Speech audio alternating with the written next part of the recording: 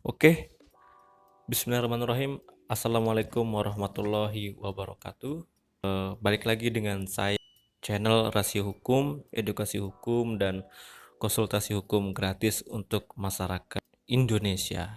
Setelah sekian lama tidak mengupload video, karena kebetulan saya sibuk dengan rutinitas skripsi yang memang itu menjadi kewajiban saya sebagai mahasiswa fakultas hukum, dan alhamdulillah saya sudah yudisium pada bulan 2 kemarin. Oke, kali ini saya coba ingin menyoal tentang TikToker yang diduga menghina Palestina ya, karena saya melihat ada ajakan-ajakan yang memang itu tidak dapat diterima oleh masyarakat Indonesia, yang memang kondisinya saat ini Palestina sedang diserang oleh Israel, dan memang masyarakat Indonesia yang memang mayoritas Islam merasa keberatan kalau memang ada yang menghina Palestina.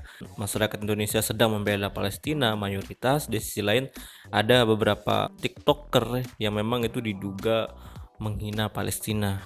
Eh, para TikToker yang diduga menghina Palestina ini, mereka salah satunya itu yang di Lombok ataupun yang di Indonesia ya secara umum, itu dikenakan pasal 28 ayat 2 Undang-Undang ITE. Nah, memang sudah banyak ahli hukum yang ataupun dosen hukum pidana yang memberikan statement ataupun pandangannya. Nah, di sini saya juga ingin memberikan pandangan hukum saya mengenai kasus ini.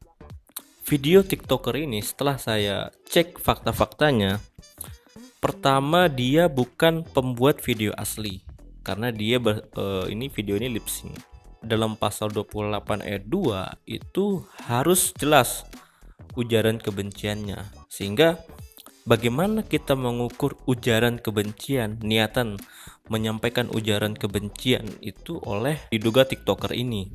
Nah, itu juga perlu dicek oleh kepolisian kalaupun masuk di pengadilan oleh hakim nantinya. Kemudian yang kedua, kedudukan dari Palestina itu sendiri. Apakah Palestina ini, jika kita lihat dalam pasal 28 ayat 2 ini, apakah dia masuk kategori kelompok atau unsur SARA itu sendiri? Kelompok tertentu itu masih sangat sulit ditafsirkan.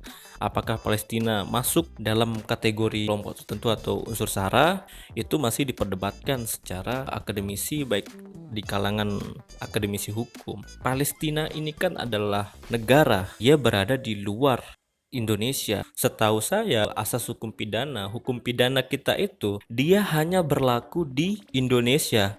Artinya subjeknya itu harus jelas. Siapa korban dari ujaran kebencian itu? Ini kan Palestina. Palestina itu ada di luar Indonesia, sehingga ini masih diperdebatkan apakah tepat kita mengenakan pasal 28 ayat 2 ini untuk terduga yang diduga menyampaikan ujaran kebencian terhadap Palestina itu sendiri. Kalau secara fakta memang benar itu memberikan kegaduhan, membuat kegaduhan di tengah masyarakat. Hanya itu pandangan saya mengenai TikToker yang diduga menghina Palestina yang dikaitkan dengan pasal 28 ayat 2. Saya menerima kritikan jika saya masih ada kekeliruan, dan ini hanya pandangan dan masih bisa kita diskusikan ke depan. Saya sekian dan terima kasih. Jangan lupa subscribe. Wassalamualaikum warahmatullahi wabarakatuh.